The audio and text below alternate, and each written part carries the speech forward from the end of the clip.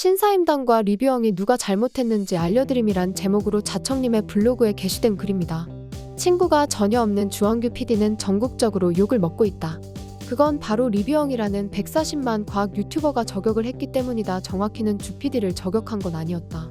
100만이 넘는 유튜버들끼리의 분쟁이다 보니 모든 유튜버들이 주목하는 사건이 되었다. 리뷰영이와 동창이었던 자청의 이야기. 지방에 있는 도시에서 꼴찌 고등학교를 다니던 나는 리뷰영이를 멀리서 지켜보곤 했다. 리뷰영이는 내 친구들과 친하게 지냈기에 내적 친밀감이 있었고 이국적이고 잘생긴 이목구비가 인상적이었다. 졸업한 지 16년이 지난 시점에서 조튜브가 나에게 물었다. 형, 리뷰영이 이름이 XX인데 형 동창이라는데. 이 말을 듣자마자 그의 얼굴이 떠올랐다. 전혀 친분은 없었지만 얼굴이 떠오른 게 너무 신기했다. 그리고 정말 반가웠다. 그리고 그 꼴통 고등학교에서 나름 지적인 유튜버로 2명이나 성공했다는 마음에 그가 매우 자랑스러웠다. 리뷰영이는 과학 유튜버로 전향해 최고의 과학 유튜버로 자리 잡았다. 정말 머리가 좋았다. 나는 그가 자랑스러워 종종 리뷰영이와 DM으로 연락을 주고 받곤 했다.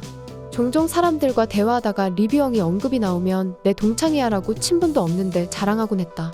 1년 전 주PD는 나에게 어느 날 부탁을 했다. 제가 진짜 구독하는 채널이 얼마 없는데 리뷰영이라는 채널을 정말 좋아해요.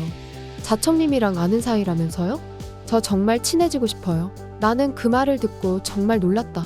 주PD는 정말 소극적이고 사회 부적응자 같은 사람이다. 실제로 만난 사람은 알겠지만 아예 아무 말을 하지 않는다. 심지어 1000여 명에 가까운 사람과 인터뷰를 했지만 단 한 번도 밥을 먹은 적이 없다. 그나마 6개월에 한 번 카톡 연락하던 나를 가장 친한 사람이라 생각했다.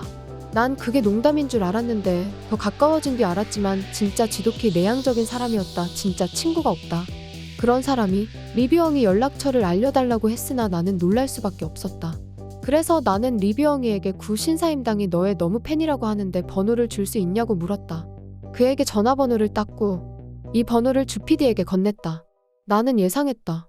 주PD는 내성적이라 연락하지 못할 거란 걸. 나는 이 내막을 알았기에 사건이 터진 후 이틀간 마음이 너무 좋지 않았다. 일단 여기까지 정리하자면 자청님은 신사임당, 리뷰영이 둘 다 친분이 있지만 신사임당과 친분이 더 두텁고 리뷰영이와의 친분은 더 오래되었다 정도로 보시고 글을 보는 게 좋을 것 같습니다. 어쨌든 이제 비하인드 스토리는 끝내고 이 사건에 대해 내 나름대로 의견을 내보려 한다. 1. 일단 리뷰영이도 카피캣이다.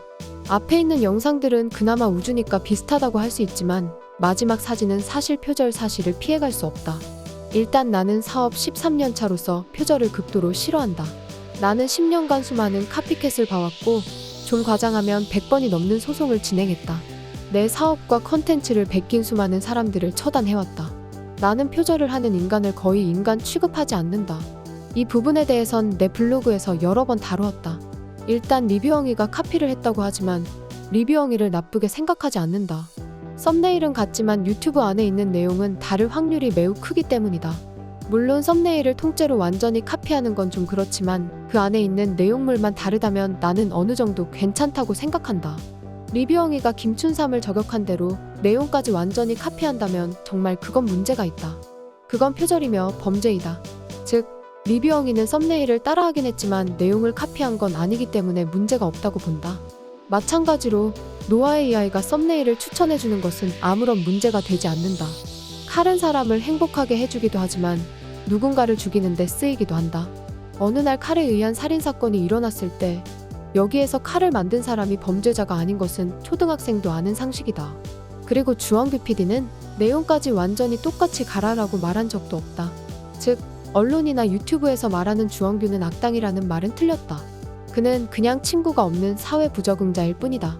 여기까지의 자청님의 생각은 썸네일의 카피는 영상 내용이 다를 경우 영감 혹은 참고로 반영될 여지가 있음을 말하는 것 같습니다. 사실 이 부분이 시간이 지남에 따라 가장 논란이 되고 있는데요.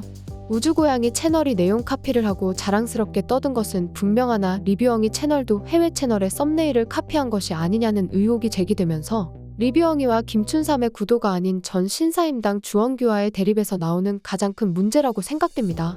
2. 리뷰영이의 마음. 나는 리뷰영이 영상을 보면서 너무 공감이 갔다.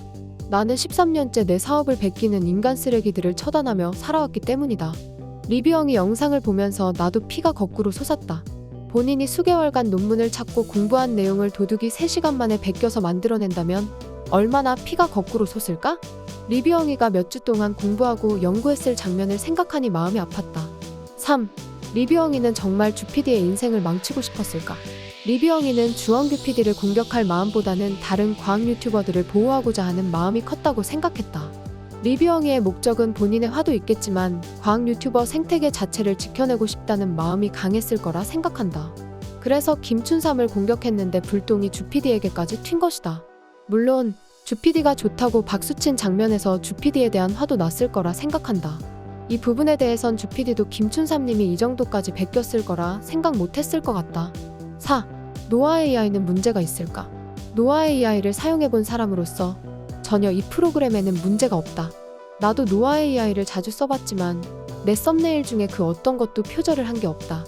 그나마 정말 비슷한 게 있다면 이 정도이다. 이걸 누가 표절이라고 말할까? 워딩도 다르고 영감을 받았다고 보는 게 맞다. 노아 AI 덕분에 그릿이라는 책 소개 내용을 33만 명에게나 알릴 수 있었다.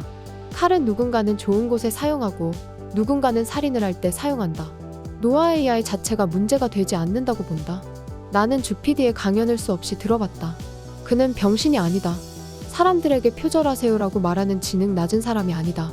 그저 사회적 지능만 낮아 친구가 없을 뿐이다. 물론 노아 AI의 기술이 더 진보했으면 좋겠다. 노아 AI의 기술이 발전해서 추천해주는 썸네일의 워딩과 디자인까지 자동으로 바꿔주고 추천의 프로그램이 되었으면 한다. 그러면 지금의 표절 문제 등은 쉽게 극복할 수 있을 거라 본다. 여기까지 자청님의 생각은 노아 자체는 유튜브에서 알고리즘에 뜬 영상을 걸러주는 것으로 노아의 프로그램 자체의 문제는 없다라고 생각하시는 것 같습니다. 이 부분에서 저도 많은 생각이 들었는데요. 알고리즘이 뜬 영상을 알려주는 게 문제라면 유튜브 홈 화면 자체가 문제입니다. 문제에 대한 토론의 중심이 되어야 할 것은 저작권에 관련된 문제고 전 신사임당 주원규가 인터뷰를 할 때 우주고양이의 스크립트 카피의 정도가 얼마나 심각했느냐를 확인을 했어야 한다고 생각도 되고 이전 전신사임당의 영상들을 다 찾아봐도 초창기에는 노아 AI가 제목의 알고리즘 추천 키워드 찾아서 조합할 수 있는 구글 트렌드 같은 역할로 밀고 갔다면 점점 사람들의 유입을 위해 쉽게 유튜브를 시작하는 방법으로 나아가다가 선을 넘어버리고 똑같이 따라하라는 말을 반복해서 하면서 저작권 법에 대한 무신경으로 나아가게 됩니다. 자청님의 결론은 끝으로 리뷰엉이에게 썸네일을 자기도 카피했으면서 왜 그러냐라며 욕할 것도 없다. 주원규 PD에게 악당이라고 할 것도 없다. 그냥 왕따 정도로만 생각하자 라며 끝맺음합니다. 사실 이 논란에 관심이 있는 사람들은 대부분 지식인일 겁니다. 리뷰엉이도 주원규도 채널의 대부분의 영상은 지적인 욕구를 채워주는 영상들이고 그에 따라 시청자는 자기발전적인 사람들인 확률이 높을 테니까요. 다른 채널처럼 댓글은 막아두지 않겠습니다. 하지만 한쪽의 편에 서서 맹목적인 비난보다 관점별로 다른 시각의 비판들을 볼 수 있는 자리였으면 좋겠습니다. 개인적으로 이 사건은 누구 한 명 죽어라라며 비난 욕구의 해소 창구가 아닌 저작권법에 대한 경각심과 창작에 있어 발전적인 방향으로 나아가며 끝났으면 좋겠네요.